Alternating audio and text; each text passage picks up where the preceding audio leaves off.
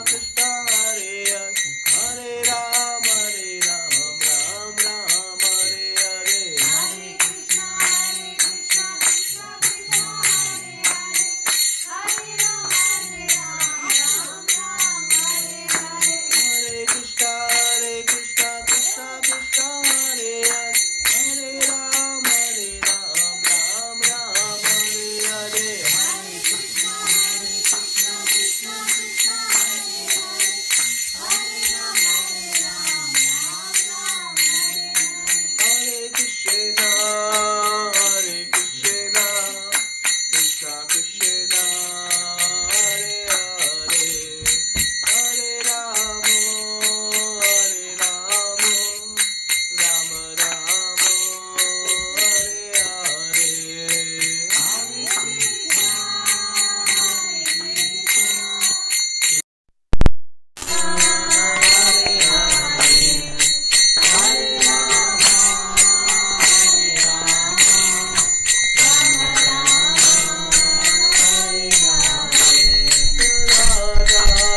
Bihari Radha Kunj Bihari Radhe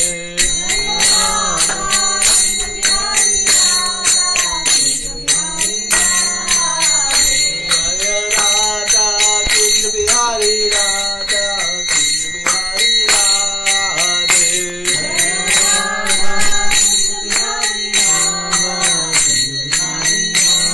Jaya Jagannatha Jaya Jagannatha Jaya Haladeva Mai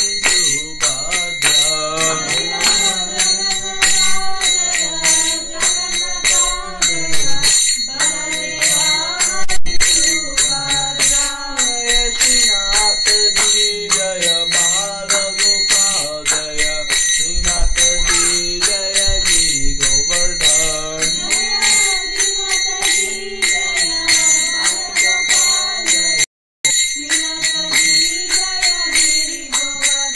Jaya Gauranita Jaya Gauranita Jaya Gauranita Jaya Gauranita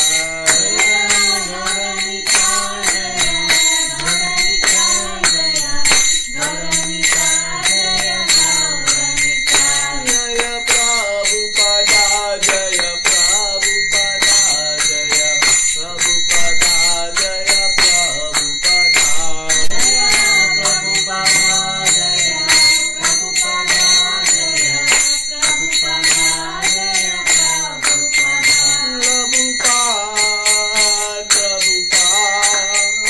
Prabhupada Jaya Jaya Prabhupada Jaya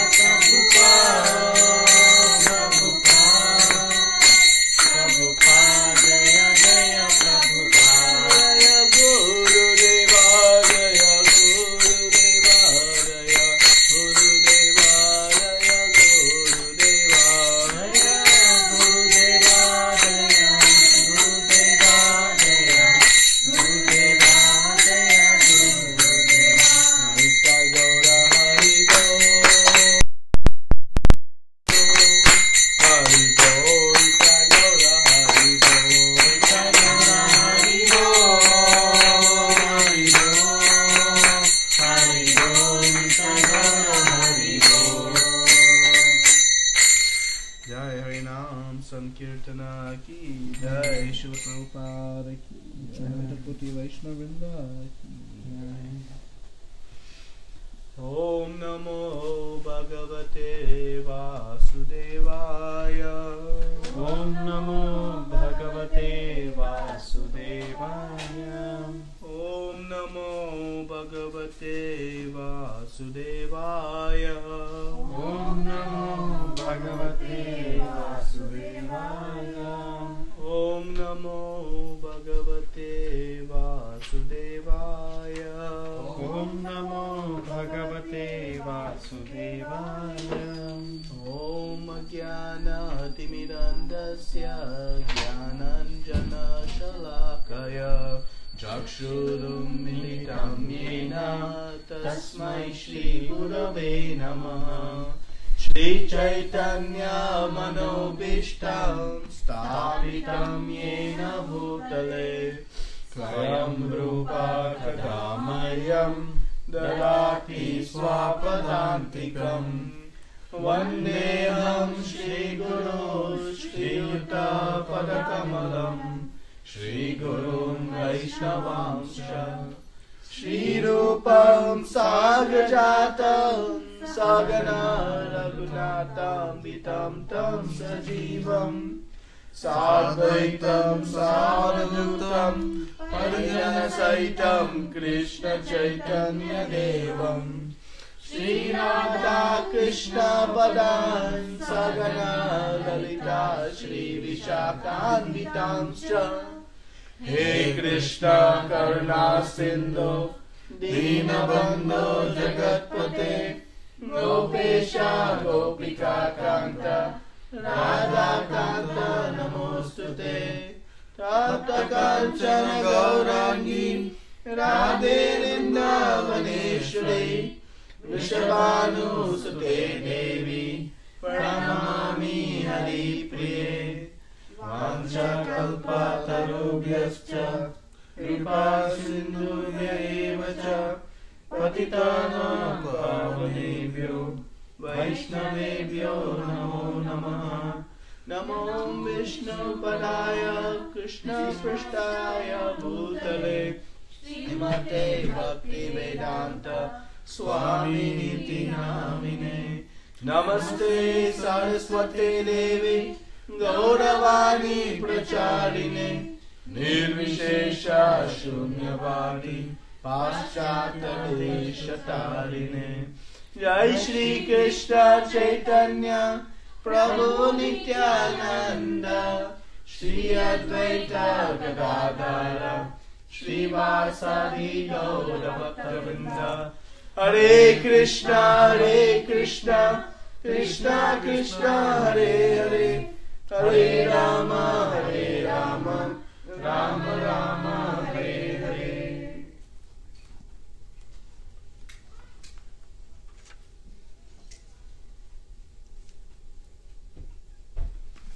Hare Krishna. So, we're studying this wonderful second chapter of Bhagavad Gita. We are in the final section of this chapter. The title is Contents of the Gita Summarized. So just a quick review, since it's been a few weeks since we've studied these verses. So I can come closer. Arjuna was intrigued when Kṛṣṇa began to speak about the Stitta Prajna, one who has become fixed in consciousness, one who has found divine consciousness, one who has found great peace and happiness. We know Arjuna was very distressed at the beginning of this discussion between himself and the Supreme Personality of Godhead. And so when Kṛṣṇa began to speak about someone who has found this great happiness, Arjuna wanted to find out more. And he showed us a great example of when we hear something good, we should then inquire more. And so Arjuna asked these 4 questions to try to understand what is the details of this personality. So, the first question Arjuna asked was, what are the symptoms or characteristics of this person that has found divine consciousness? And Kṛṣṇa immediately states, unequivocally, sometimes shockingly to us, that in order to find this divine consciousness, the characteristic one must have is absolute restraint from all material sense gratification. One who has found this has given up all varieties for sense gratification. And this is a very shocking position, because we are groomed by society to endeavor how we can find new ways to satisfy our senses. Every day, new varieties of ways to satisfy our senses are being developed. so many different types of restaurants. Every day, so many different movies are being released, new songs, new jewelry, clothing, all kinds of things to give us sense gratification. It's never ending. But Kṛṣṇa is saying, in order to find real happiness and peace, one must give them all up. One must be completely free. And then he goes on to say that it's not so easy. But one who is wise is able to withdraw the senses. But the easy way to do it, he says, is by experiencing this higher taste. Kṛṣṇa says that no one wants to give up something. We all want something, and that's natural. But we know there's a formula. We'll give something up in exchange for another item if it has higher value. I'll give up my $100 bill if I'm going to exchange it for a $500 bill. Then that transaction takes half a millisecond to consummate. But to give up movies, to give up so many different types of foodstuffs, to give up intoxication, to give up our Facebook and our following the news and our cricket teams and our baseball teams and all that, we have to contemplate. But Kṛṣṇa says, as we begin to experience Kṛṣṇa consciousness, the sweetness of bhakti, of devotional service, then one is very easily able to give up those, because we are trading something of lower taste for a higher taste. Nobody hesitates to give up dry, stale chapatis when hot, flesh, fluffy puris are available. It's such an easy transaction. So Kṛṣṇa is saying, driven by the higher taste of bhakti, one is easily able to cease such engagements, these material sense engagements. And the ultimate compassion of Kṛṣṇa is that he says that you, even if you are addicted to all of your material sense engagements, no problem. Just add a little bit of bhakti to your life. Just try a little bit.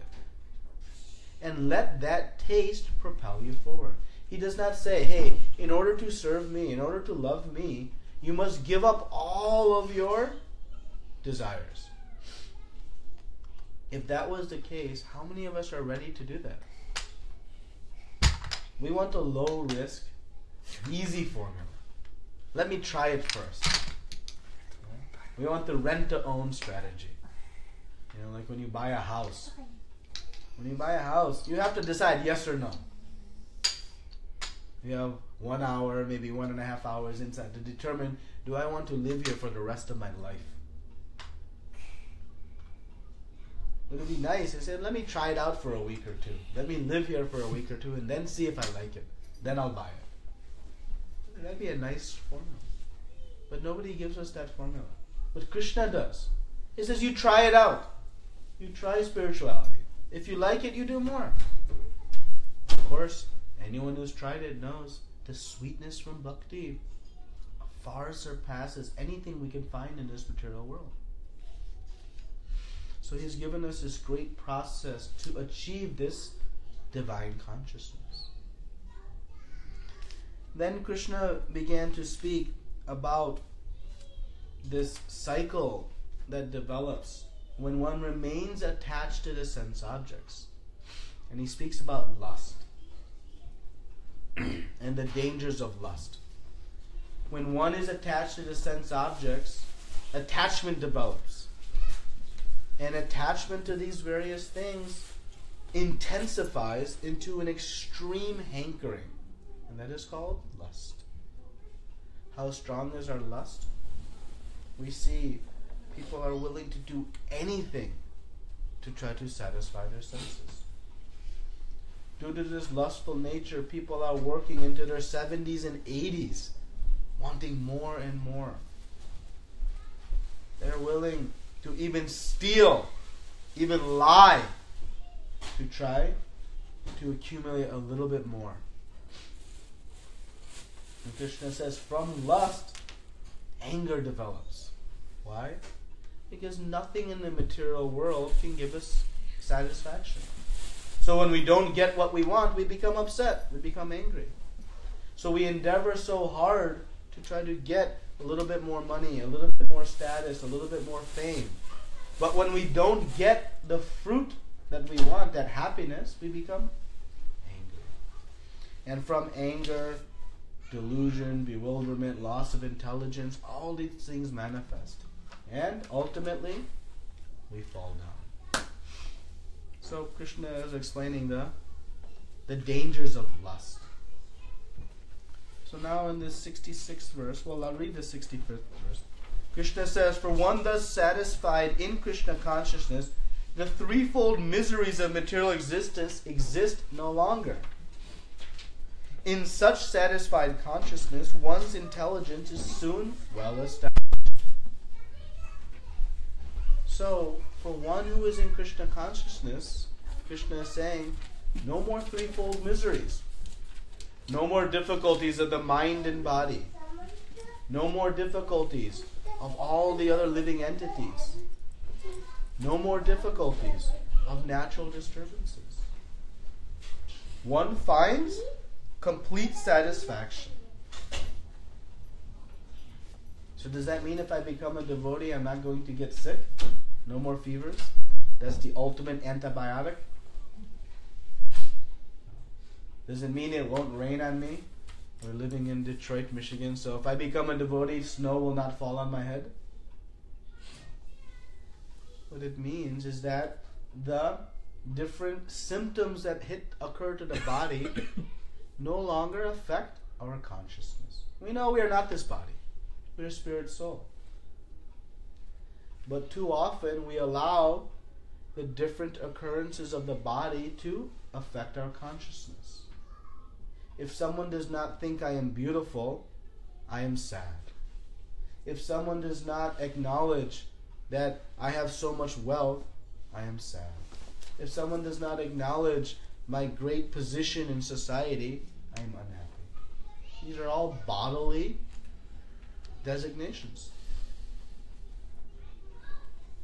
But one who has come to Kṛṣṇa consciousness, they derive their happiness from a higher platform, from a transcendental platform. And that platform is, I am part and parcel of Kṛṣṇa. And despite maybe being not so beautiful, or not so intelligent, or not so wealthy, or not so envied by society, I have something that gives me so much happiness, and that is my love with Kṛṣṇa. And thus I am satisfied there. So whether it's snowing, whether I'm rich or poor, whether people are speaking nicely about me or not so nicely about me, doesn't affect my consciousness. So Kṛṣṇa is saying, one who is thus satisfied, all these miseries go away. We all want to be free of miseries. No one wants miseries.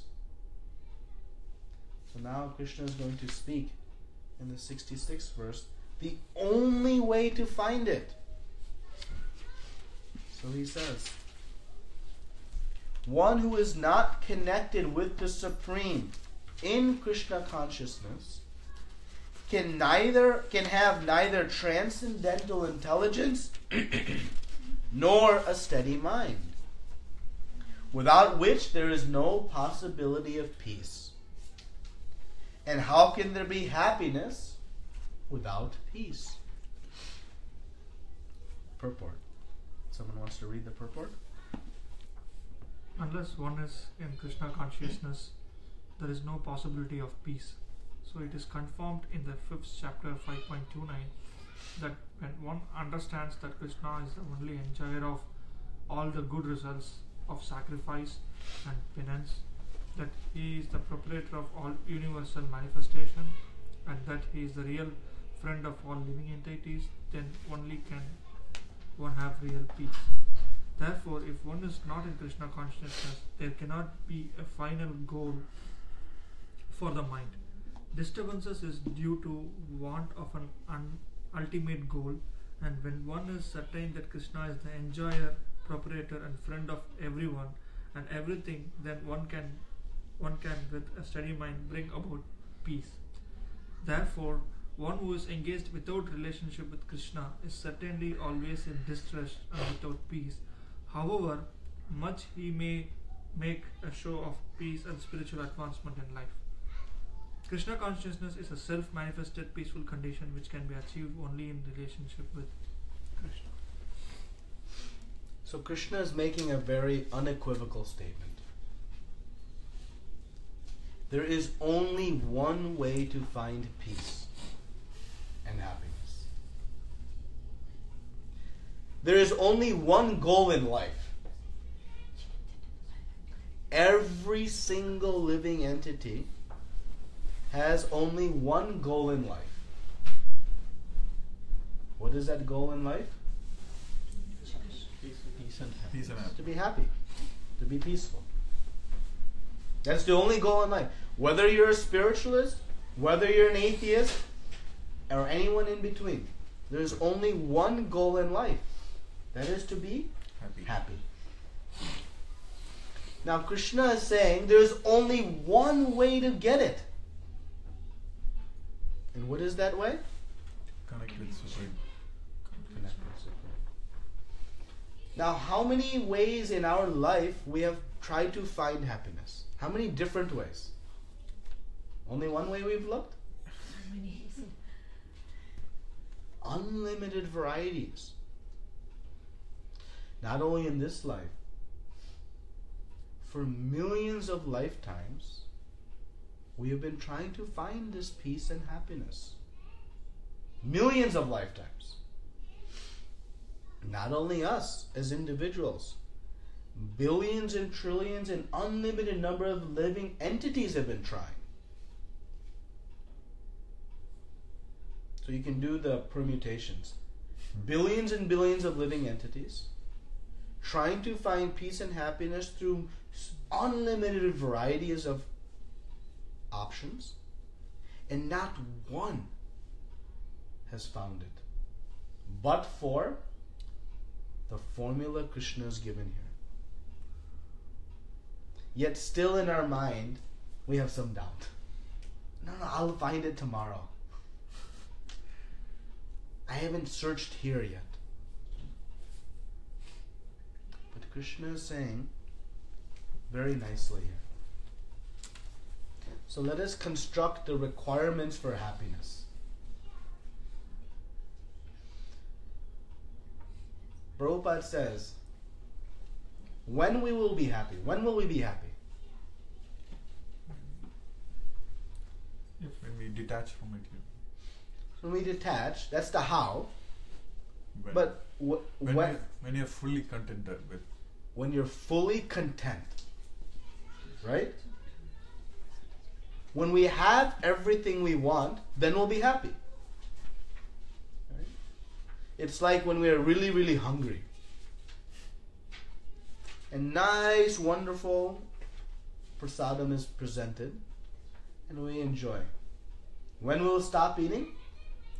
When we're content. Sometimes a little bit later than when we content.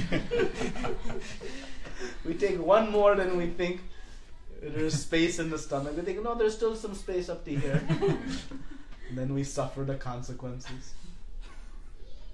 But once you have eaten as much as you want, when someone brings some foodstuffs to you, you don't even want to look at it. I'm fully. So, Prabhupada says, disturbance is due to want of an ultimate goal. Right? So, the peace will come when all the wants are satisfied. Now we think, well, if I had $1 billion, all my wants would be satisfied. Right? Because I could buy anything I need. If I have want of a bigger house, done.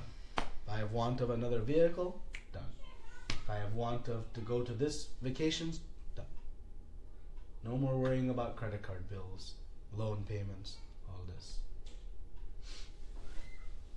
But the flaw, the problem is, the mind will never be satisfied. Because when $1 billion comes, what will the mind do? Billion.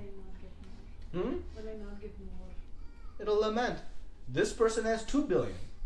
You only have $1 billion. Better we work a little bit more. The mind will take us to meditate on what we don't have and never allow us to enjoy what we have. And if, as long as there are wants, desires unfulfilled, can we find peace? No. And without peace, how anyone can be happy? You cannot be happy. So Kṛṣṇa says, transcendental intelligence nor a steady mind. That is what's required to have peace. When the mind has no more wants, no more I wish this, no more lamenting, no more hankering. Na shotati na kankshati. No more lamenting. I wish, I wish. No more, oh, I want, I want. Then there will be peace. And with peace, then can come happiness. When you're sitting on a beach and enjoying the beautiful sun, the water, the sand, as soon as something interrupts your peace, your happiness goes away. Right? So Kṛṣṇa is saying, without peace there cannot be happiness. So we need to have no more desires. What is it that will fully satisfy the desires of the mind? So Kṛṣṇa is saying, unless we are connected with the Supreme Personality of Godhead, we'll never be able to satisfy all the desires of the mind. And without being able to satisfy the desires of the mind, one will never find peace. And without peace, one will never find happiness. So we see the connection. Satisfy the mind gives peace, brings happiness. But to satisfy the mind, the only way to satisfy the mind's virtually unlimited desires is to connect back with Kṛṣṇa. So Kṛṣṇa gives at the end of the 5th chapter this wonderful peace formula. So now we know peace is the key. We need to know the formula. And he says, Bhoktaram yagna tapasam sarva loka maheshwaram surdam sarva bhutanam Nyatva mam shantim richati. Shantim. That means peace. One obtains. When one knows 3 things. Nyatva mam. Meaning you know about me, Kṛṣṇa is saying. If you know these 3 things, you will find peace. And what are those 3 things we should know? Bhoktaram yagna tapasam. That means Kṛṣṇa is the ultimate enjoyer of everything. But what is our conditioned mindset? I am the ultimate enjoyer of everything. But who is the ultimate enjoyer? Kṛṣṇa. Bhoktaram yagna tapasam. Of all the sacrifices, I am the ultimate enjoyer. Then Kṛṣṇa says, Sarva loka maheshwaram. I am the source of everything, which makes him the proprietor. If I create something, then I can claim ownership to it.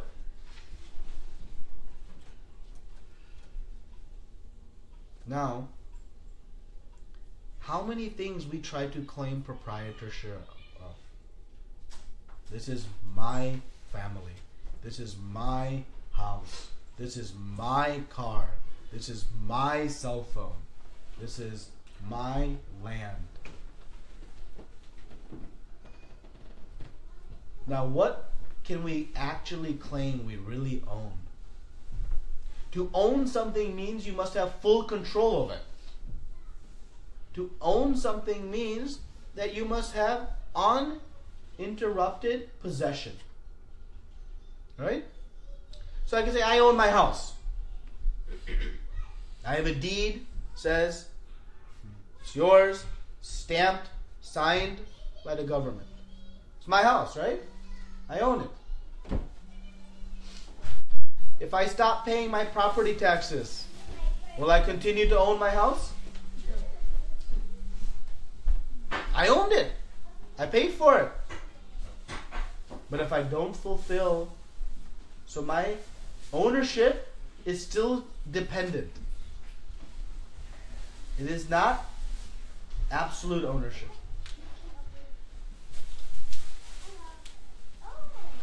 I don't even own my body. I think at least I own my body. It's mine.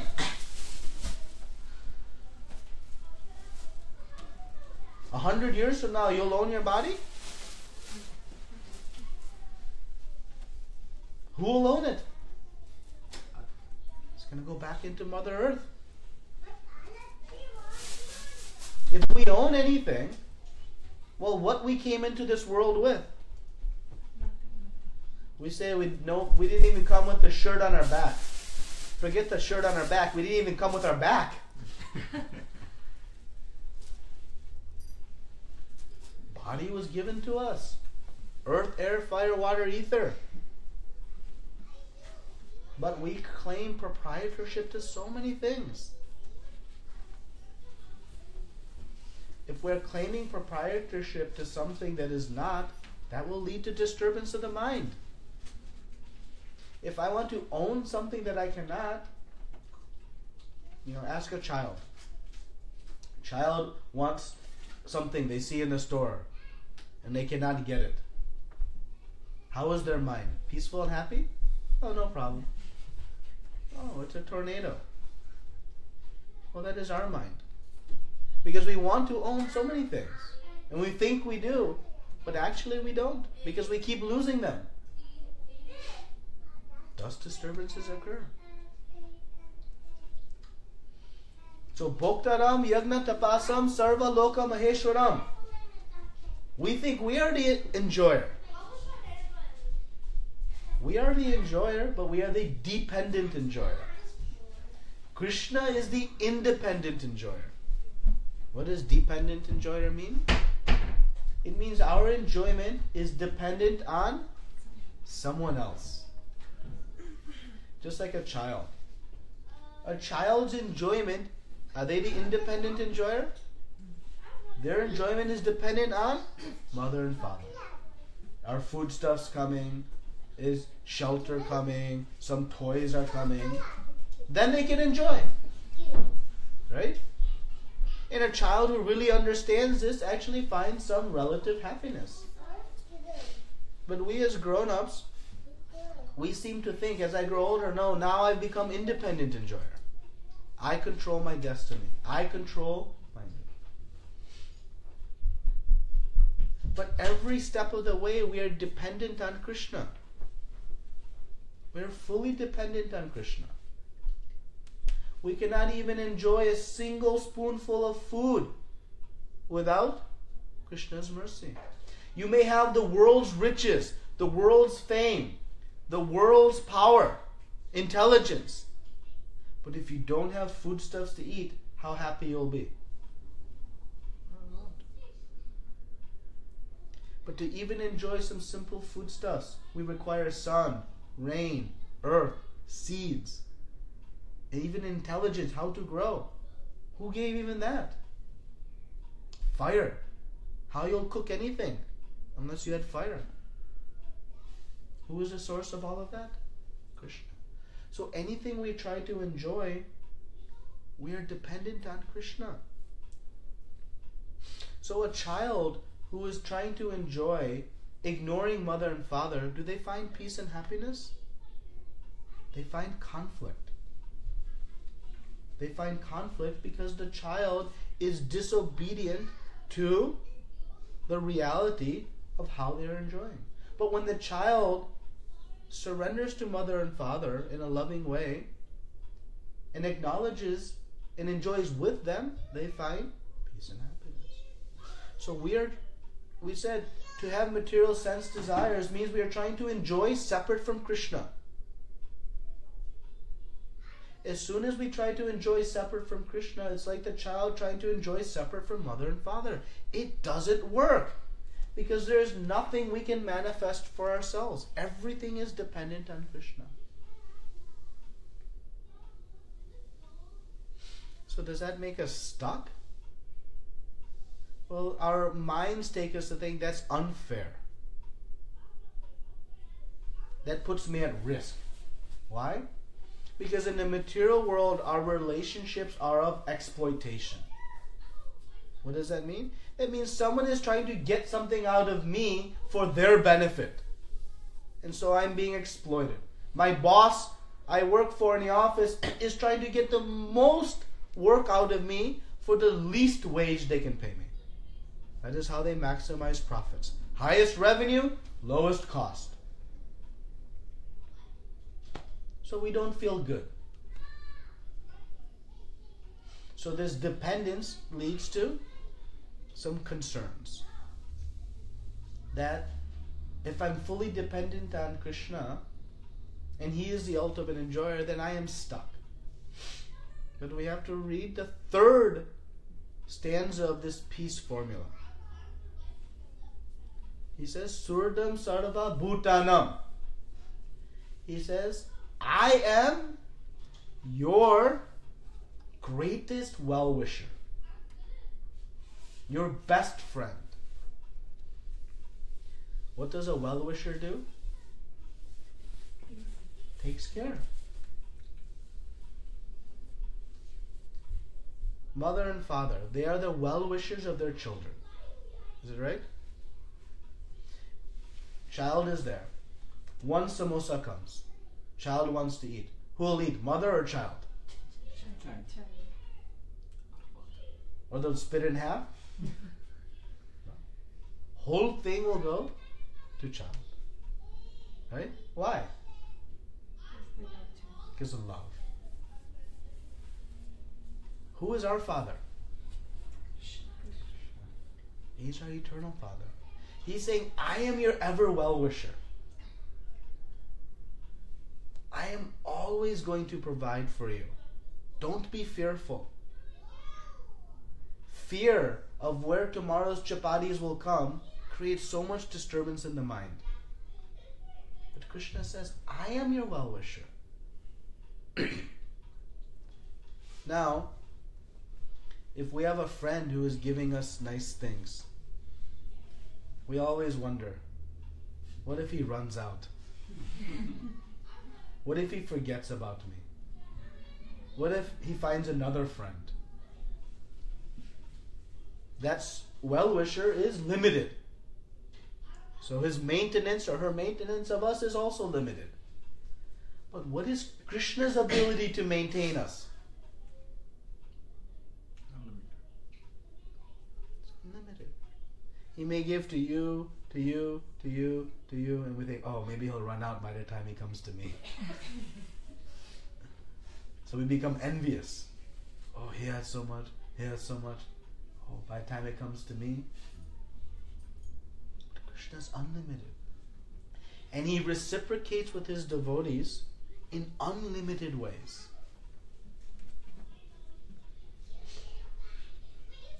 He's saying, I am your greatest well-wisher. This is, if we don't remember these three things, Kṛṣṇa is the ultimate enjoyer. We are the dependent enjoyer. Kṛṣṇa is the possessor of everything. We are simply renting. And He is our ever well-wisher. Not our bank account, not our fame, not even our own mother and father. Our ultimate well-wisher is Kṛṣṇa. When one knows these three things, then one finds peace and happiness. No more disturbances in the mind.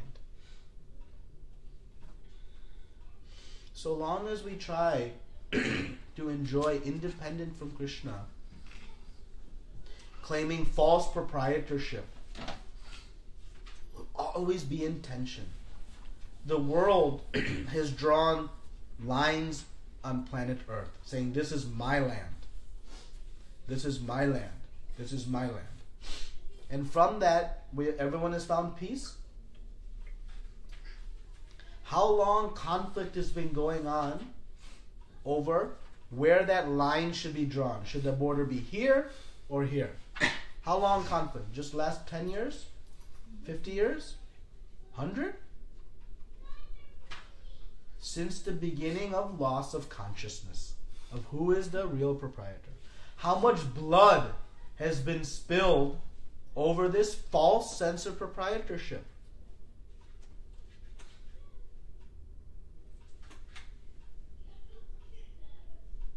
Then what peace can happen? What United Nations can do? Unless they understand we're all united under the loving shelter of Kṛṣṇa. It is the only means to peace. It is the only peace formula. So simple. 3 things. Bhoktaram yagnatapasam sarva loka maheshvanam and surdam sarva bhutanam. That's it. But without which, we'll never find peace and happiness. So, when Prabhupada says, unless one is Krishna conscious, there is no possibility of peace, we think that's not true. That's very closed-minded. But what happens when one finds Krishna consciousness? One finds supreme bliss and happiness. It is incalculable. So the scriptures try to explain it to us. It is actually incalculable, which means you cannot compare it. But they try to give us some reference points that our limited material mind can comprehend. It says, if you took all of the happiness that is contained within the entire universe, material world. Now think about how much, that's a lot. All the money, all the jewels, all the fame, that's a lot of resources. If you combined it all, it would accumulate as much water as that accumulates in the hoof print of a calf. Not even a cow. And how much happiness is to be had when one understands and engages in pure loving relationship with Kṛṣṇa? That happiness is compared to a gigantic ocean. Now, how much water is in an ocean? How many hoof prints can you fill with an ocean? You can't even contemplate. And that is only to give us some understanding. Actually, the ocean is unlimited. You need to know the ocean is limited. Yes, our material oceans are limited. But the ocean of bliss, happiness that exists in devotional service is unlimited. But we can't contemplate that. We think, no, there must be some end. Because everything we have experienced, what is that? So how do we know? We just have to start trying it. How do you know that this rasgulla is sweet? Someone will say, because sugar was put into it.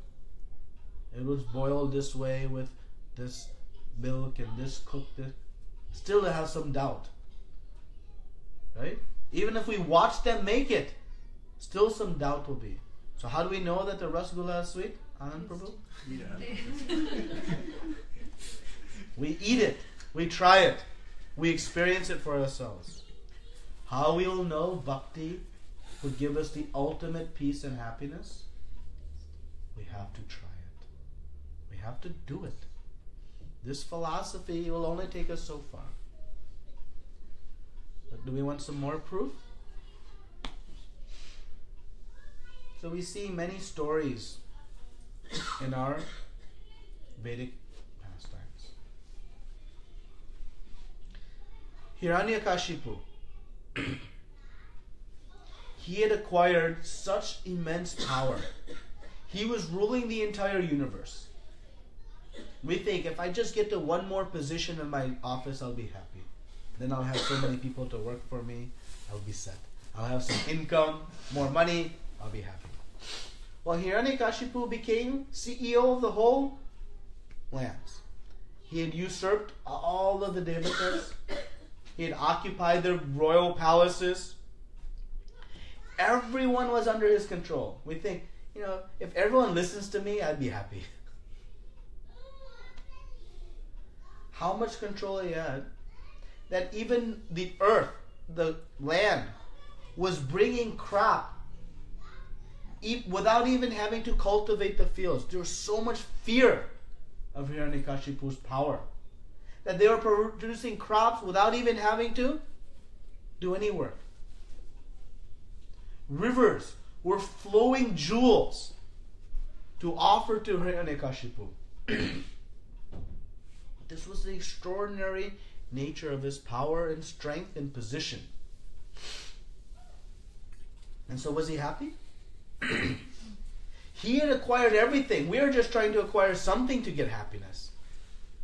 Hiranyakashipu had acquired everything materially. Was he peaceful? He could not tolerate one 5-year-old child who was not listening to him. He had everyone else listening to him. I got most of it. It's okay. I'll this one child, let him go. One foolish person not following me, no problem. He found peace? He could not tolerate. Why? Because the mind was disturbed, because one more thing was wanted. The mind will never be happy with all the material opulences. There'll always be one more thing. And he wanted his child to fall under his control. And Prahlad Maharaj was never going to, because he was situated on a transcendental platform. And Hiranyakashipu was throwing so many adhyatmika, adi bhautika, adi daivika, so many threefold miseries to Prahlad Maharaj. Snakes, fire, being trampled by elephants, thrown from a cliff, poison. All these things were given to Prahlad Maharaj. But what was his consciousness? He was unaffected by the three. When I say, you'll be unaffected by the threefold misery, I think, that's good, that sounds cute. Prahlad Maharaj shows he was fully unaffected by everything Hiranyakashipu was throwing at him. Why? It's because he was fully in bliss, seeing Kṛṣṇa as his supreme friend, well-wisher. He was enjoying on a higher platform. But Hiranyakashipu could not. He could not enjoy. And ultimately what happened? His complete ruination. He lost everything. Everything was lost. We want more proof. Ravana. Ravana had a palace, a city of gold. He had everything. So much power. Thousands of queens. Everything he had. But he wanted one more. When it became so obvious to the nearest advisors that he was going to lose everything, he was given an opportunity. Okay, I don't need that anymore. Let me just enjoy what I have. Did he take? Because the mind drove of open wants, unfulfilled desires, and lost everything. These are two very powerful, very materially advanced, materially opulent personalities who could not find peace and happiness. Then what is the scope of us being able to find it? It's not there. Now let's compare that to the devotees of Kṛṣṇa. Chaitanya Mahaprabhu performed one very sweet pastime with one of his most dear devotees to show to us what is real wealth, what is real fortune. Real wealth and fortune is that which gives us peace and happiness. Anybody wants wealth and fortune besides that? That is the fortune we want. And so we define fortune as driving in luxurious cars and having palatial homes, lots of jewels. But let's see how Chaitanya Mahaprabhu showed to us what is real wealth and fortune. And he takes us to an extreme example to show it.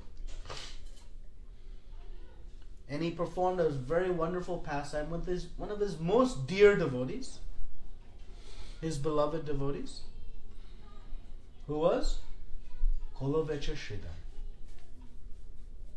Who was Kolavecha Sridhar? He was one of the Gopas during Kṛṣṇa Leela. And he came during Chaitanya Mahaprabhu's pastimes to show to us what is the meaning of real wealth and fortune.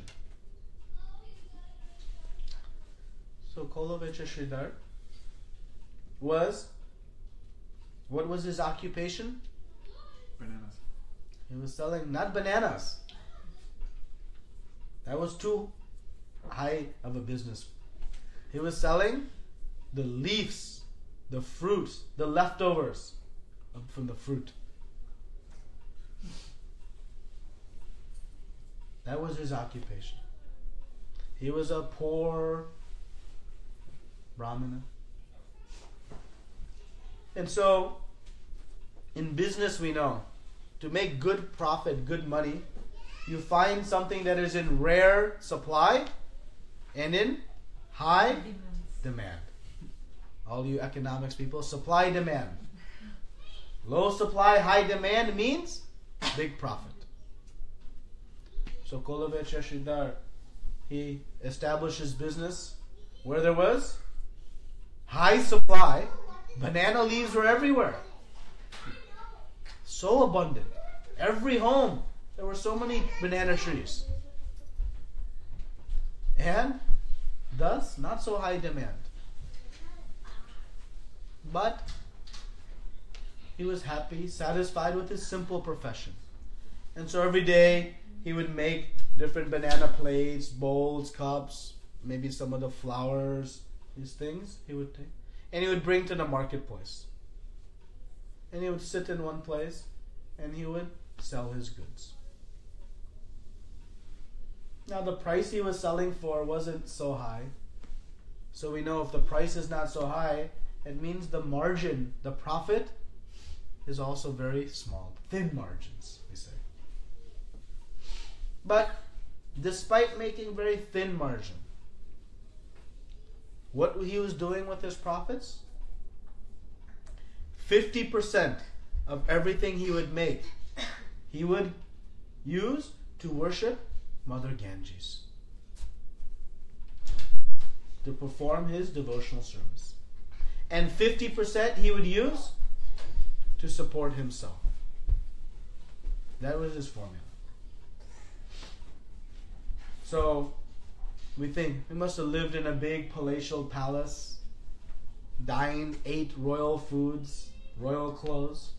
Big businessman, selling banana leaves. But still, 50% he was going. What his living condition was like? In his hut, when the rain would fall, it was as if he had no roof and it would rain. How many of us would be comfortable like that? Still, 50% he gave in his devotional service. Not to cover his roof, to buy some more materials. No. It was fine. His clothes, how they were looking? There were holes in them, torn. And he saw, what was his mindset? My body is not naked, I'm covered, I'm okay. He is not taking to go buy new clothes. When the water was coming into his house, what his consciousness was? Most of it staying out, few drops here or there, what's the big deal?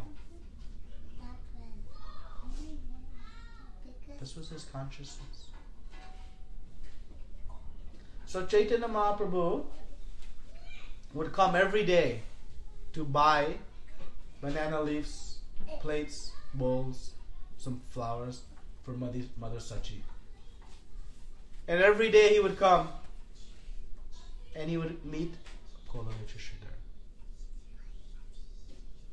And this is the Supreme Personality of Godhead. So he is coming to his market. So certainly then his business must have been good. The Lord is coming himself. Profits must be high. Must be getting high margins. He's blessed by the Lord. We see the blessing by the Lord is success in my material life. Our material life. So how Chaitanya Mahaprabhu blessed Kṛṣṇa? By giving him double price, giving him extra margin. Chaitanya Mahaprabhu would haggle, would bargain. 1 hour, 1.5 hours. He would say, Kṛṣṇa, you are charging too much for these banana leaves. Show me your home. You must be living in some royal palace. How can you charge this price? And like most businessmen, they say, oh, I'm making no profit. For you, I'm giving special deal. I'm making no profit. Truly, Kṛṣṇa was telling the truth. I'm making virtually no profit. And he would say, this is the price, take it or leave it. And Chaitanya Mahaprabhu would say, you are a thief, you are stealing from us. You are charging so much, this is too expensive. They would pay not in pennies even, in conch shells. This is the price he is negotiating. This is the Supreme Personality of Godhead. And he is haggling with Kṛṣṇa. And they would haggle. And finally, what was I saying? Getting tired. Just go away. Take these at 50% off. And he would sell them at half off. But every day Chaitanya Mahaprabhu would come and they would haggle for the price of these banana leaf plates. Eventually it came to the point where Chaitanya said, just give me for free, and he would take them from him. Now we see, that's kind of mean. Why Kṛṣṇa is doing this? Why Chaitanya Mahaprabhu is doing this? Chaitanya Mahaprabhu was having so much bliss eating off of these plates made by his wonderful pure devotee. So what was the experience of Kṛṣṇa? He was in bliss. Because his happiness was coming from Chaitanya Mahaprabhu's happiness, not from his profit margin. His bliss and happiness was coming in the experience Kṛṣṇa was having eating off of the plates that his pure devotee made for him. The neighbors would hear Kṛṣṇa crying at night, and they were becoming disturbed. And they would think, this poor fellow, he is crying from hunger pains because he is not making so much in the market, and he is spending half of his money in this worship instead of at least trying to fill his belly. But what was he crying from? He was crying tears of bliss in chanting the holy names of the Lord all night long, immersed in bliss of bhakti. Though it maybe some rain was coming, though maybe he was not full belly, he was in bliss, in happiness. Hiranyakashipu had everything and was miserable. Had everything materially. Kolavitya Sridhar, from our material perspective, had nothing. Not even a roof over his head, or proper clothing, or enough foodstuffs. But he had Krishna Bhakti. And he was fully happy. Mind fully at peace. Was he lamenting, I wish I had this, I wish I had that? No. Whatever came, 50%, he was using in the service of Krishna. When Chaitanya Mahaprabhu, once he told, the funny pastime, Chaitanya Mahaprabhu said, in his logic of negotiating, good negotiator uses good logic. He says, you're using 50% to worship Mother Ganga. You just give to me. I am the father of Ganga. Being the Supreme Personality of Godhead, Ganga emanates from the toe of Krishna only. Sridhar says, oh, how can you say that, my beloved Ganga? I'm just playing this pastime. But finally, when Chaitanya Mahaprabhu showed his Mahaprakash Lila, he sent over, go call Kolavitya. Go call Sridhar Pandit. Bring him here. The devotees were astonished. They're calling him. They knew he was some devotee. But this illustrious, that Chaitanya Mahaprabhu was personally calling for him. I mean, they didn't call for any of us. We just came when we knew this pastime was taking place. So they called. When he heard Chaitanya Mahaprabhu was calling for him, he lost consciousness. But they brought him. And he offered dandavats. And Chaitanya Mahaprabhu said, I am going to offering you all the benedictions of great wealth, mystic powers, these astasiddhis. You'll no longer have to suffer torn clothing, holes in your roof, an empty belly. No more suffering for you. And Kolavitya, what suffering? The bliss I experience of having you haggle with me and knowing you are enjoying the wonderful foodstuffs prepared by Mother Sachi on this plate that I have made. What more I could want in life? I have not suffered a moment since you began coming and buying plates from me. Chaitanya, no. Please ask some benediction. I can give you anything. He says, I want nothing. And then Chaitanya Mahaprabhu gave him the greatest of all benediction, the real fortune, which is pure devotional service. You already have.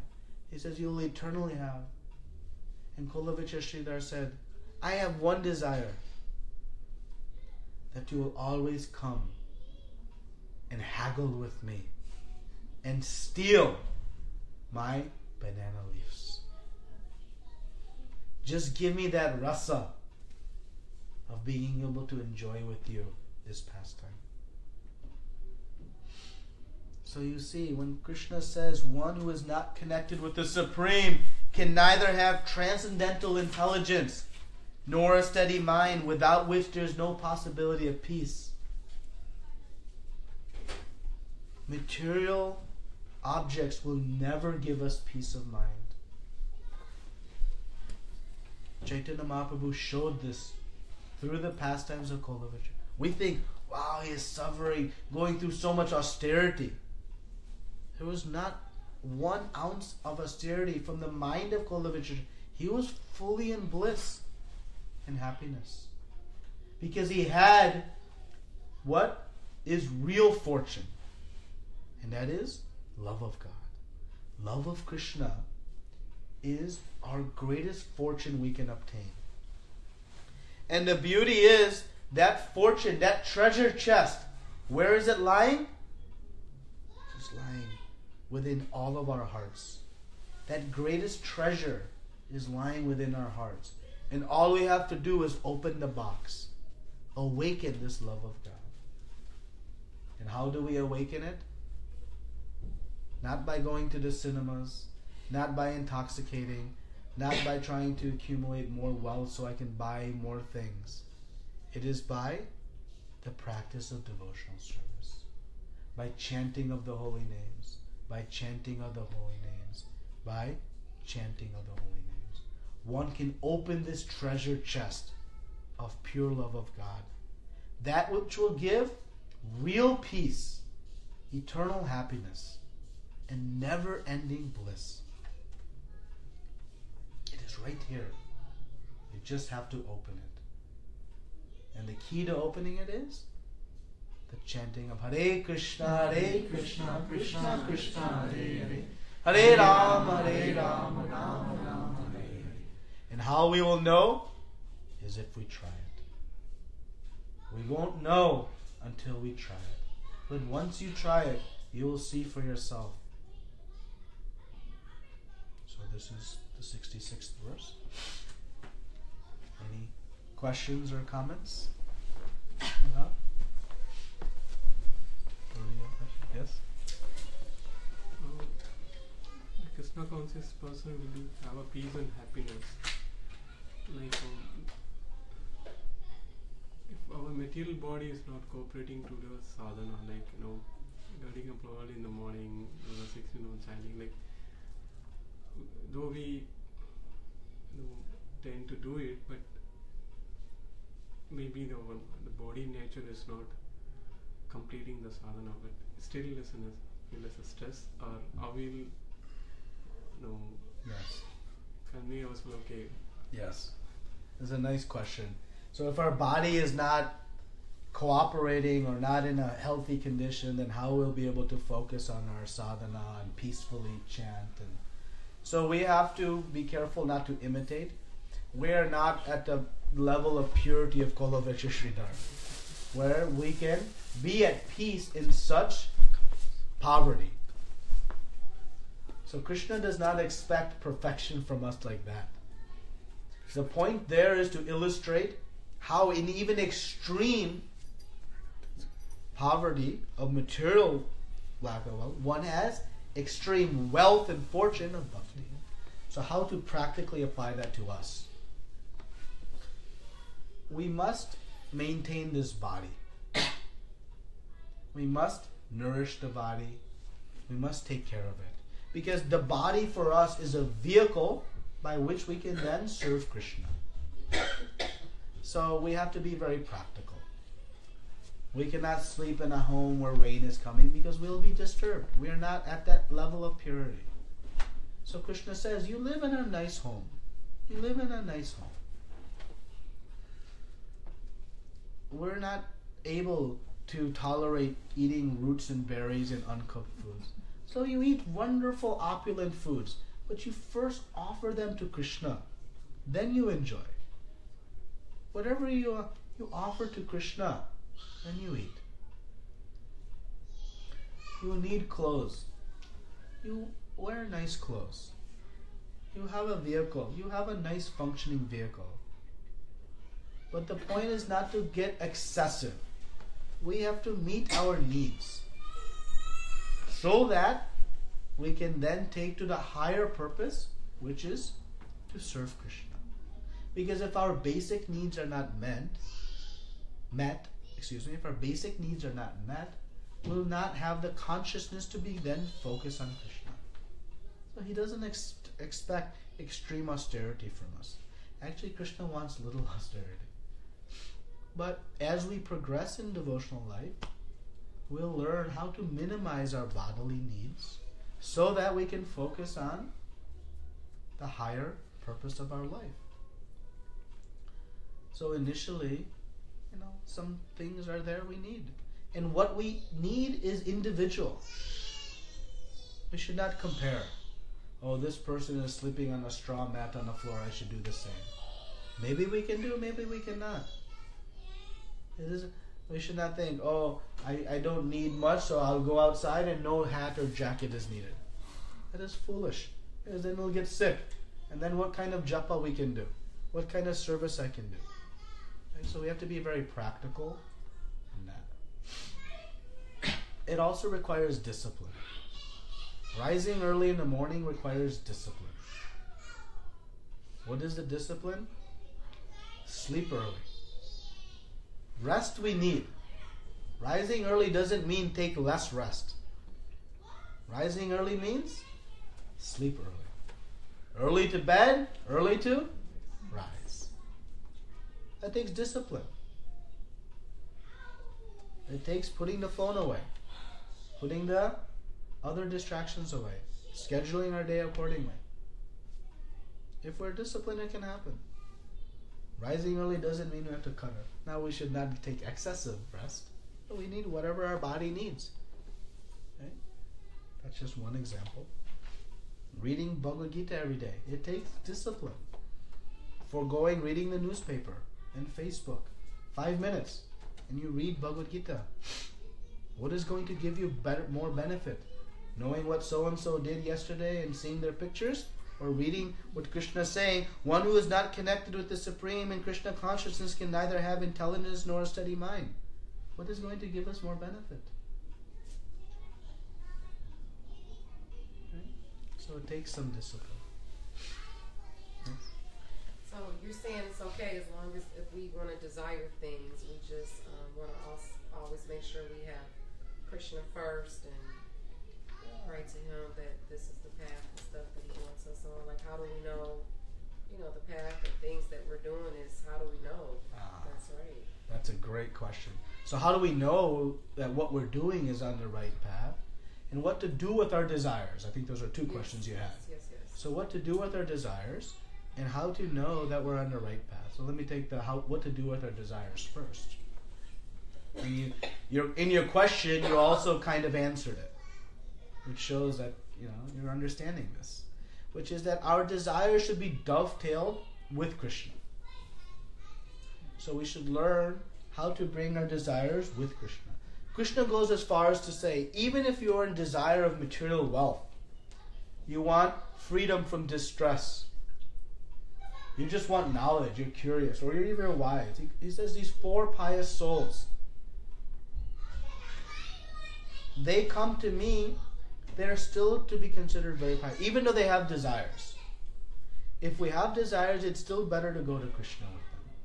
Because Kṛṣṇa will give us not what we want, but what is good for us. When a child goes to mother and father and mother give not what the child wants, but what is good for the child. So if the child wants ice cream, breakfast, lunch, and dinner, they won't give. It doesn't mean mother and father won't give ice cream, but they'll give in proportions that are good for us. So when we go to Kṛṣṇa with our desires, He'll give according to what's good for us. But our definition of good has to be correlated with what Kṛṣṇa's definition of good is. What is good for us? Let's ask, what is good for us? So, what What makes is us best happy? for us? But what is best for us is development of our bhakti. So Kṛṣṇa will give to us what is good for our spiritual life. If $1 million will be good for our spiritual life, He'll give. But if it will be destructive to our material life, He won't give. And we should be thankful. Oh, Kṛṣṇa, thank you. I thought I wanted this, but because you knew it to be bad for me, thank you for protecting me from my own self. Do we really know what we want? Better to rely on our best friend, our ever well-wisher, to take our hand and hold us down the path of peace and prosperity and say, you tell me what I need. So when we go to Kṛṣṇa, He gives us what is best for us. So yes, we may have some desires. Bring them to the feet of the Lord and say, Kṛṣṇa, if you so desire, then please give. Don't say, Kṛṣṇa, give me this. Say, if you desire. Because then He will impart upon His plan for us. And His plan for all of us is only to find us happy. It's the only thing the Lord wants, is to find all of us happy. So take those desires and bring them to Kṛṣṇa. And ultimately we'll see that one doesn't even have to ask the Lord. Does a child have to ask mother for dinner? Does a child have to ask mother for clothing? For education? For love? So ultimately, Kṛṣṇa knows what we need. I just surrender. Kṛṣṇa, you take me, whatever you want. I have faith. Suratam sarva bhutanam. You are my well-wisher. You do what's best for me. So slowly we'll progress to that level. It may not happen immediately. It's okay. We're not going to become perfect tomorrow. We didn't become an engineer, a doctor, a businessman, a cricket star, a musician overnight. It took practice. Developing the purity of heart will also take some practice. So now that comes to your next question. How do we know what to do? What practices that we should do? Well, if I want to become an expert musician, I have to go to a teacher who is an expert musician and have them show me how to play music. If I try and just open the piano and start playing, all I'll create is disturbances. It looks so easy. Just push some buttons. But is it that easy? No. It takes instruction. Instruction from someone who knows. Right? So how to know what to do, how to open this treasure chest of bhakti, we have to take instruction. So Kṛṣṇa says, Tadvidi paripatena pariprashnena sevaya upakdekshantyate gyanam gyananas tattva darshinaha. Kṛṣṇa speaks of transcendental knowledge in the 4th chapter. And then he says how to get it. One must approach a spiritual master, a guru. Because he has seen the truth, he can show it to you. Tattva darshinaha. He's at darshan. He has seen it. So he can give it to you. So we must follow in disciplic session. Kṛṣṇa has explained in exacting detail how to awaken this love of Godhead. And he has explained it to his devotees, and his devotees have explained it to their devotees, and it's available to us. Very practical. You can read the Bhakti Rasamrita Sindhu, the Nectar Devotion. There Rupa Goswami is giving 64 very specific steps of how to practice pure devotional service. So that our mind doesn't concoct, I think this, I think that. No, it's given what to do. Take shelter of a guru. Chant the holy names of the Lord. Worship the deity. Read books. Worship Tulsi Marani. Circumambulate the temple. So many things are given exactly what to do. And then we come to sanghas like this and we inquire. We read from Srila Prabhupada's teachings. Okay, how to practice devotional service. And we study together. And we say, this is right, this is wrong. We have questions, am I supposed to do this or that? And we inquire. Sometimes our ego doesn't want us to inquire because we don't want to seem foolish. But it is foolish not to inquire. Arjuna is inquiring. Arjuna is always asking questions. So in this way we find, but we have to remember, exactly what to practice must come from authority. Just like to learn piano, we must go to an authority. To learn the science of how to practice bhakti, we must go to authority. And the ultimate authority is Kṛṣṇa. And he has established the process by which we can also obtain this knowledge. Arjuna had the authority of Kṛṣṇa being able to speak to him. We have that exact same opportunity. Don't think, Arjuna was lucky, we are not. We have the exact opportunity. Because Kṛṣṇa says, Evam param para praptem imam rajasya vidhu sakala neha mahata yoga nashta parantapa. I give this knowledge in parampara.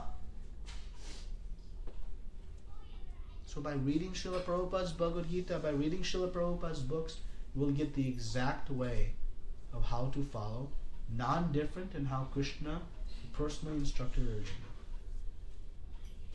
Okay? Any other question? Yes.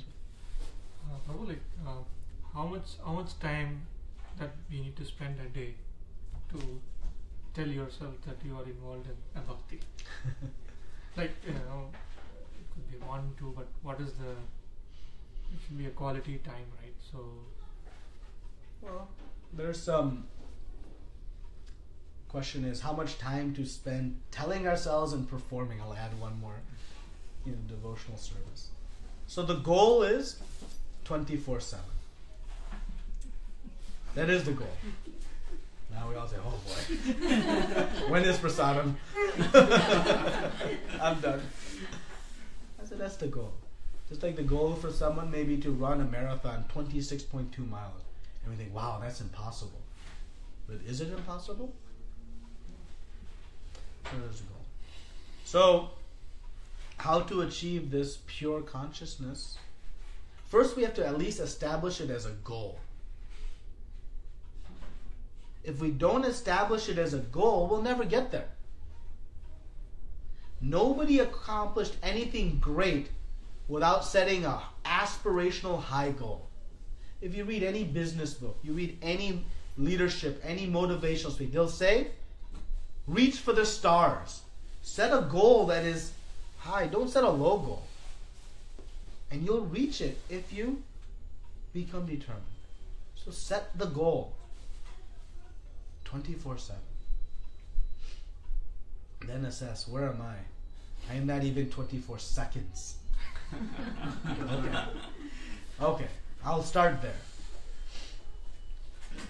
So the prescribed process is, in this age of Kali, Harinam, Harinam, Harinam, Eva Kevalam, Kalo, Nashteva, Nashteva, Nashteva. If we have limited time, then we have to do what has the most effect. We want the highest return, lowest investment. Right? That's how we are. We want the least amount of gas and the highest miles in the car. We want the longest charge on our cell phone. We want the instant meal. Least time in the kitchen, best outcome. That's what we want.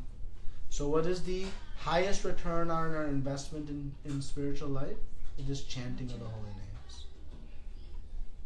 So we should come to some minimum level of chanting. What is that minimum level of chanting? The recommended dosage. Just like if you have an affliction in the body, the doctor will give you pills. But he doesn't just say take the medicine. He gives you a dosage. How much to take? 2 pills twice a day. Why? Because that's the dosage to overcome the affliction in the body. So what is the dosage required or recommended? 16. Brace yourself. Wow, that's too much. That's too hard. Now we have to start somewhere. Start with 1 round. Just chant 10 minutes a day. Trust me, that return on investment. You give Kṛṣṇa 10 minutes. You take the other 23 hours and 50 minutes. And see how he reciprocates. Based on that, you give him 20 minutes. And then 23 hours and 40 minutes. Ultimately, he's saying, give me 10%. 24 hours a day, give me 2 hours. 2.5 hours. That's not a bad formula, is it? Is it? Really? Honestly? Does your boss say, give me 10% of your week and I'll give all your maintenance needed? No. How much boss wants? 40 hours minimum, 168 in a week, at least 25%. Kṛṣṇa is saying, just try. So we should reach this minimum dosage as practically as we can. We have to start somewhere. Nobody walked out their door and ran a marathon overnight. They started somewhere. They ran 1 mile, then 2, then 3. Same way. We chant, we read, associate.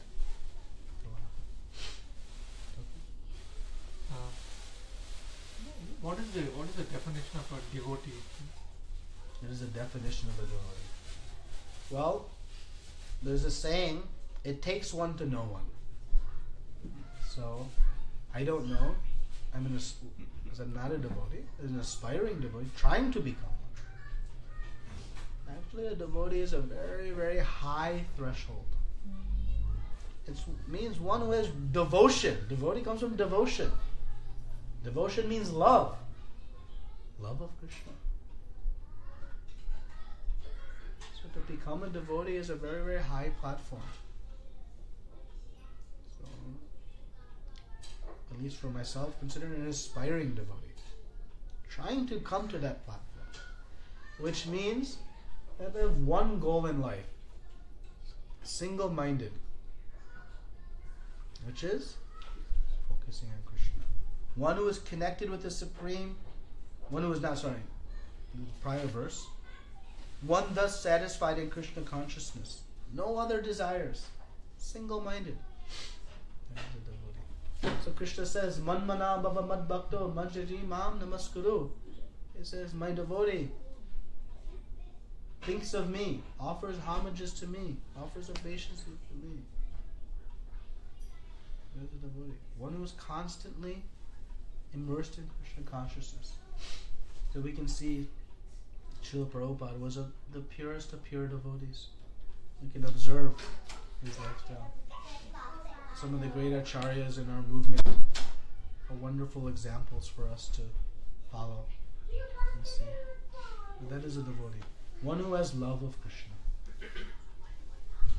It is not someone who wears a dhoti, puts tilak, can recite some verses. That may or may not be a devotee. A devotee is defined here, not here. It's defined here. Okay?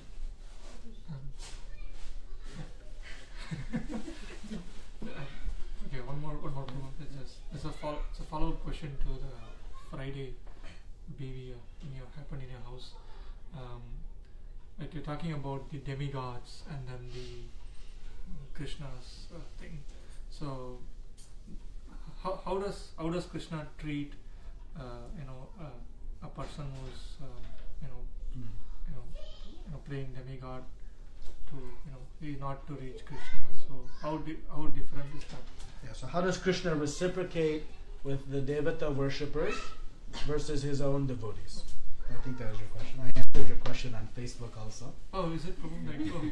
No, it's good. I'll answer it for everyone. So, because in writing you can only give so much. Krishna says in the 7th chapter that for one who wants to worship the devatas, it is I who gives them the faith to do so. Who has established the process of worshipping the devatas? Where the process of worshipping the demigods comes from? The Vedas. Right? There it says, do this yajna, do this tapasya, do this. These different yajnas, they're defined in the Vedas. And who compiled the Vedas? How do we know?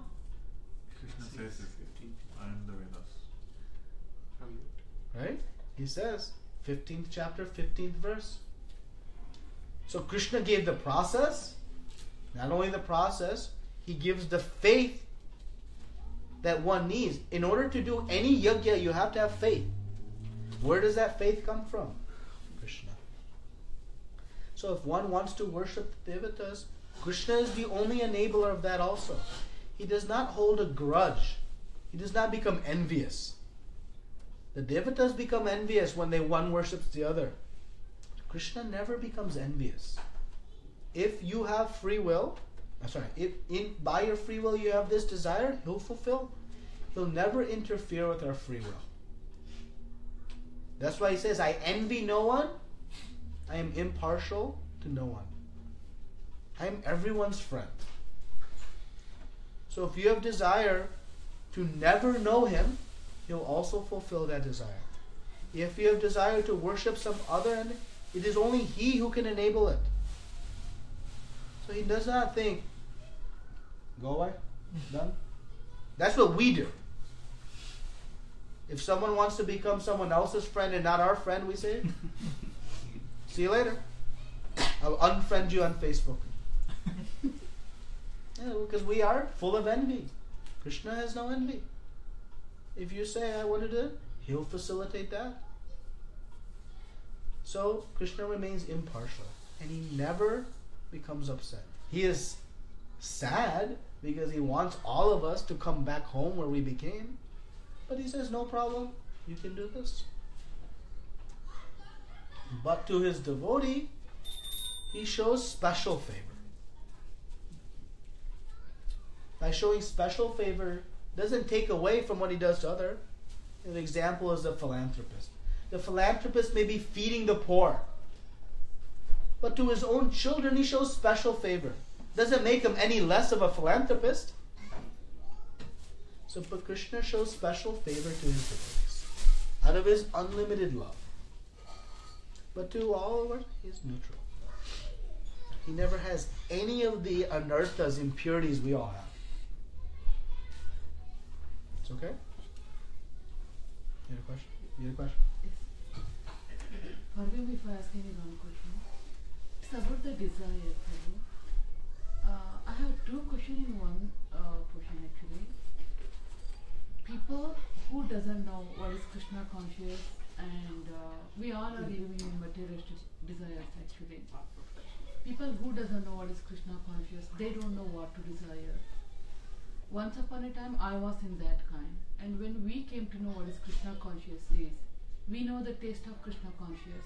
We know it's a permanent happiness. Other day, like, for example, if we go to some function, only that temporary moment I enjoy. If I don't have anyone, I feel lonely and I say, oh my God, Kṛṣṇa is the only my friend. And I feel so happy whenever I remember that. I feel like being with that one. And I feel like maintaining all the rules and regulations to go along with that, so that I can end of the day I can go to Kṛṣṇa's house. But I'm trying my best of the best. It's been almost 2 years, Prabhu. I'm so sorry. I tried chanting, I tried reading, I tried going to the temple, I tried attending to Bhakti Ruksha, I tried learning so many new things. I did achieve some things, but I do have a great confidence, and it's in my heart always, whenever I'm down, whenever I'm up. If I get success, if I don't get success, I have a faith and I have strong confidence that God is with me. So what's the question? But my question is about desire. Even if I know that, like, entering into this Kṛṣṇa conscious, it's a permanent happiness, I'm having a desire that I want to be here, but I'm not able to be. How to? See, we have to remember Kṛṣṇa fulfills our deepest, innermost desires. I want to go to the temple, but deep down, I really hope something comes up so I don't have to go. It manifests. It manifests. Unfortunately or fortunately, Kṛṣṇa knows our truest desires. So we have to purify our desires. And when we desire purely, it will happen. So how to develop those pure desires? Well, we have to become regimented. We have to become disciplined.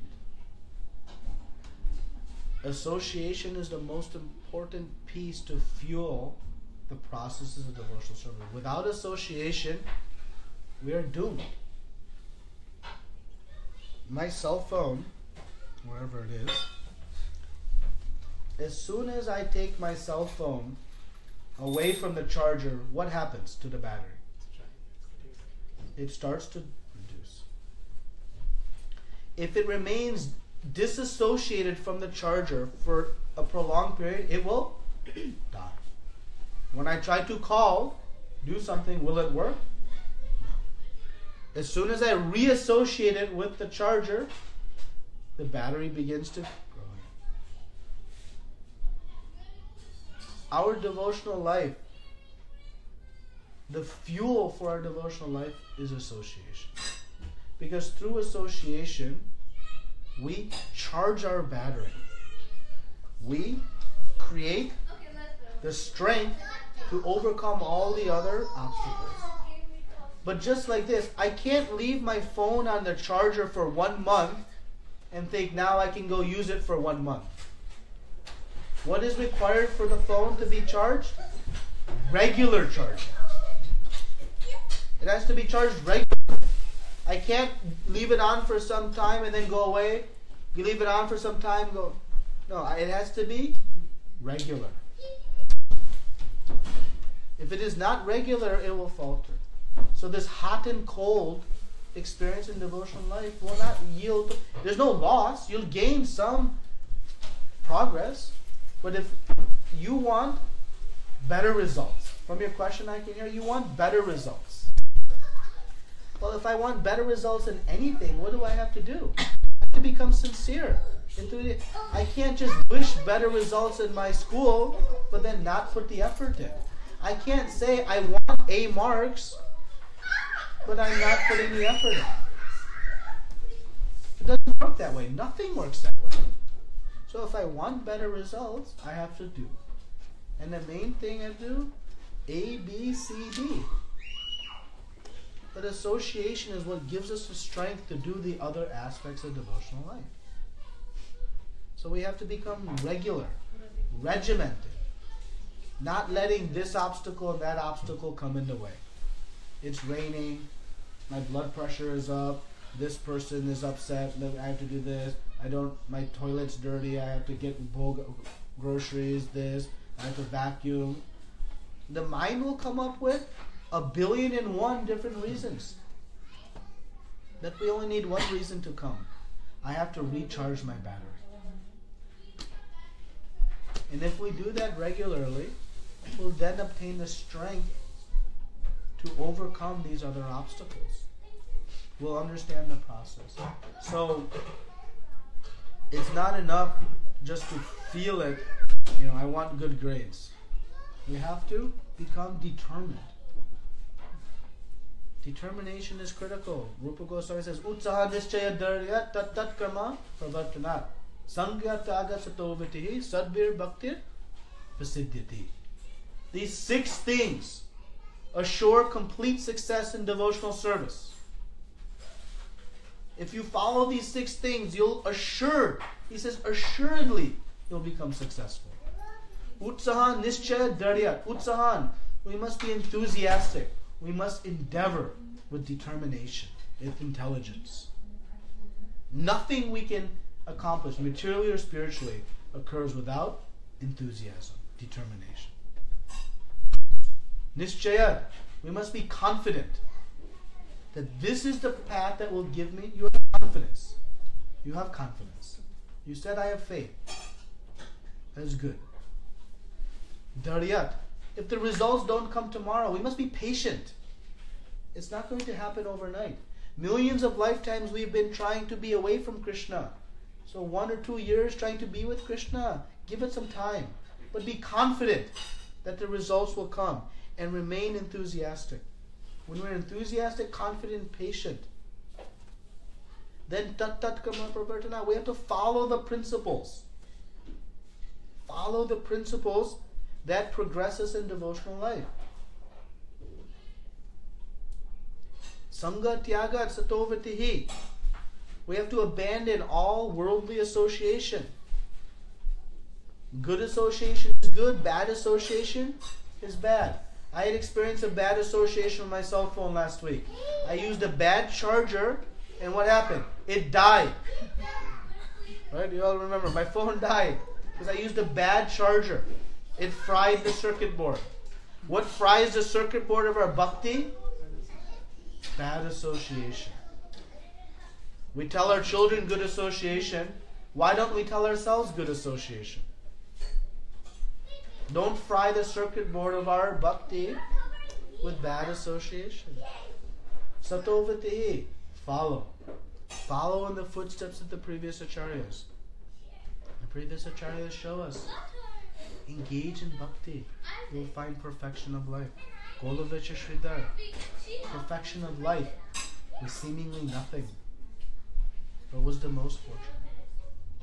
So, the formulas are there.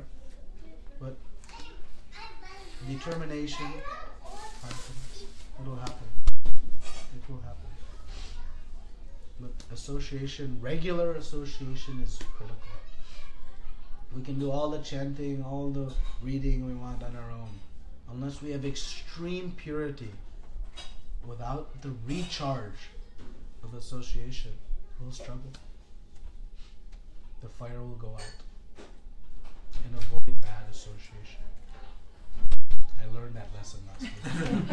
It cost me $300. Prabhuji, one more question. It's about the offering prasadam to the Krishna. When we offer, we have to chant certain mantra to do the offering. If I don't know that mantra, like with pure heart and with love, everything with, and if I show him I'm offering this to you, what is the difference between doing that way and this way? Krishna says, Patram pushpam phalam toyam yo me bhaktya prayachati tadham bhakta partam ashtami prayatakmanaha. He says, if someone offers to me a fruit, leaf, water, or flower, he accepts it? No. With love and devotion. So, mantras will not express necessarily love or devotion. Love or devotion comes from here. So, and we don't offer prasadam. What do we offer? Bhoga. Offering prasadam to Krishna is an offense. That means he's already taken something. If I offer you a plate of food that you've already eaten from, you'll consider that nice? No. You want fry. We offer bhoga, we accept prasadam. We offer bhoga, we accept prasadam. So the mantras will not necessarily. So why we chant the mantras then? Because the mantras we learn to enhance our dedication, our commitment to the process. So by chanting the mantras and by reciting the mantras, we should understand what mantras I'm chanting. First I'm chanting Prabhupada's mantra. Why Prabhupada? I should wonder why. Oh, because anything we offer, we do not offer to the Lord directly. What ability we have to offer to the Lord directly? Yes, Srimati Radharani cooking so many nice food stuff. What we can really offer him? So we offer to Guru. Guru offers to his Guru. And through the cleansing process of offering to Guru Parampara, it reaches Krishna. We chant the mantras of Chaitanya Mahaprabhu. Namo Mahavadanaya Krishna. Chaitanya Mahaprabhu, you are the most merciful. We're calling out, glorifying Krishna in his form of Chaitanya Mahaprabhu as being the most merciful, who is giving Krishna prema pradayate, is giving us his love of God. We're chanting Namo Brahmanya Devaya. Oh Krishna, you are the protector of the brahmanas and the cows. So the mantras are not just mechanical, ritualistic mantras. They're meant to evoke a mood that enhances our offering to the Lord. So if that mood is not there, then yes, say, my Lord, I'm offering to you love and devotion, and then chant the mantras. So in anything we do, don't just recite the mantras. Understand what is the mood I'm trying to bring about. Like last week we talked about, offering arti to Tulsi Marani. What is the mood there? Chanting Damodar Astakam. What is the prayers being offered there? Otherwise it just becomes ritualistic. Just become mechanical. Don't chant the Mahamantra just understand, I am glorifying Krishna, Srimati Radharani together. It is an offering to them. Any other questions, comments? So, devotees, non-devotees, both of them has past karmas, Prabhu. So, how is Krishna's reciprocation with them? Depending on the past karmas, or the devotees do more for him, or he will reciprocate in that way? So for the non-devotees, the law of karma is the law of karma. He reciprocates according to laws, one for one, equal and opposite. If I perform some sinful activities, I'll get an equal and opposite reaction. Krishna will say, oh, this person is not my devotee, give him more. No.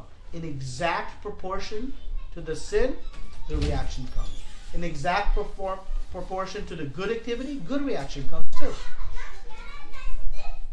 It's exact proportions. But to his devotee, Krishna says, Aham tvam sarve papebhyo. He says, I will deliver you from all of your sinful reactions. That is a special favor. He is not unfavorable to the non-devotees. Not only he is impartial. But to his devotees he says, if you sarva dharmam parityaja mam ekam sharanam vraja, mam ekam, if you surrender to him alone, then aham tvam sarve papebhyo, I will deliver you from all your sinful reactions. Ma sukham, do not fear. Do not fear your past sins. If you are surrendered unto me, I will take care of everything. That is how Krishna reciprocates. And also, since we lit the lamp throughout the month of Kartik, a lot of our past karmas are gone. First of all, we are all devotees, Prabhu. That is the main question. Aspiring devotee. Inspiring devotee. You all are devotees, yes. That I agree. Prabhu, see, in this material world, the love is also exchanged by a material exchange, right? So how is that? It's like if I want to express the love of me with someone, okay, you have to buy something to them, or buy. Basically, it's a material exchange. Right? So, I'm not. It's a general topic. You're always expecting material love. It's a general question. So what's the question? So the question is, how is this material exchange of love is defined in the spiritual thinking? Well, His Holiness Rompan Swami was commenting yesterday about this. Everything we see in the material world is a reflection of the spiritual world. Krishna says in the beginning of the 15th chapter that this material world is a reflection of the spiritual world. So in order to reflect something, in order to have a reflection, the original object must be there. Otherwise there's nothing to reflect in the mirror. Right? So what we are seeing in this material world is a reflection. Which means somewhere exists the original. Am I clear? Right? Like if I'm looking in the mirror, I see the reflection, but it's a reflection of the face. So the material world is the reflection, the spiritual world is the original. So whatever love we see here, it is a reflection of the real love in the spiritual world. But everything we see in the reflection is inverted. So Krishna compares in the 15th chapter to if you go to a lake, you see trees in the water, the reflection. The branches are going down and the roots are going up. It's opposite. So in the material world we see love. But it is the opposite of pure love. Pure love is I only have desire to please Krishna. In the material world, my desire to love someone is so I will gain something back. Always. Virtually, the closest thing you can get to pure love is a mother's love for child. That is the close. But even that has some tinges of impurity. Even that can be broken. Sadly. So, Krishna says that our pure love of Krishna, when it comes in contact with material world, it transforms into lust. Just as milk, when it's touched by a sour agent, it turns into curd. Similarly, our pure love, when it touches the material world, it transforms into lust. So really all we have in this material world is lust. There's no real love. And it's not constant also, right, Prabhu? Until our body sleeps, we desire and... This whole world is a shasatam. It's temporary. So whatever we get out of it is going to be temporary. If we want eternal, we have to find something that's eternal. What is eternal? Spirit, soul, my relationship with the Supreme Eternal, Lord Krishna. That is the only eternal. Everything else is temporary. Which is why he says, if you want peace, the only way to get it is through Krishna consciousness. Prabhuji, one more last question to you. I don't know. Are you sure, Mother? Yeah, I keep telling, but the questions will be coming to my mind. It won't. Whenever, especially Prabhuji is there. This question is Prabhuji. I heard a lot of people saying that the punyam and papam thingy, it comes to their child from their parents, whatever they do. How it's connected? If parents does something good, like why the goodness should go to kids, and like if they do bad thing, where the bad thing goes into. If the kid is good or bad, how is it connected? So you made a very important point. I've heard. From where? I don't know. From parents, our parents. Where do your parents heard? Whatever they do good, it affects the children. No, but where they heard from? From their parents. People. Where they heard from? I'll ask them to. I heard that the earth is flat. I heard that there are life form aliens on Mars. I have heard that someone in this village can fly in the air. I've heard a lot of things. What am I going to put my faith in what I've heard? That is the question. So we have to hear from a bona fide authority. Kṛṣṇa doesn't say Tadvidi Pati Prashnaya Sevaya. He doesn't say just go to Wikipedia or Google and figure out life. He says go to a bona fide spiritual master who has seen the truth. Not just some guru who will say, I had a vision and here's what, and it makes all perfect logic.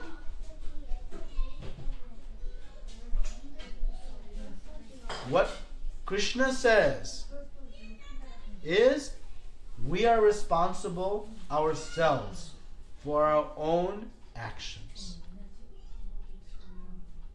As much as mother and father may want to take the karma for their children, they cannot. Nor can they give their karma to their children. Mother and father can take the karma from their children by engaging them in devotional service, by engaging them in bhakti. But each jiva is responsible for their own actions and reactions. The parents we are blessed with give us an opportunity. Let me say one thing clear. All of us are seated here having this most potent opportunity to hear this purest science because of the blessings of our parents. It is not possible without it. And if we fail to acknowledge it, we are foolish. It is the blessing of our parents that have allowed. And our forefathers are. And that is why Kṛṣṇa says, if we become his devotee, Kṛṣṇa liberates 20 generations, depending on the level of our purity, up 21 generations prior. Because he sees, my devotee has come because of the blessings also of so many ancestors and so many future generations. But our karma is our karma. So be careful. I have heard. It is good you asked. Thank you for asking. Because whatever we have heard, we should ask. We should try to validate.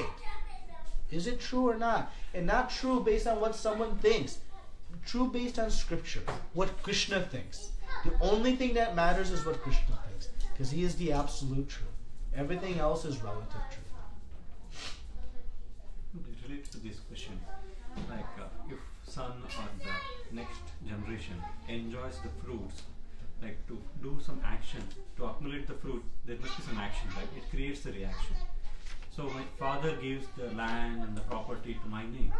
So I should be able to share the consequences, the karma fell off that one, right? Only not taking the land and everything. In what intention he has done. Everything is parallelly carried, or if I accept it as mine. I'm sorry, I don't understand the question. Can you I mean, he's saying like, if your father has wealth and he's giving it to you and you're accepting that wealth, because while acquiring the wealth, your father might have been with some other consciousness, not necessarily spiritual consciousness.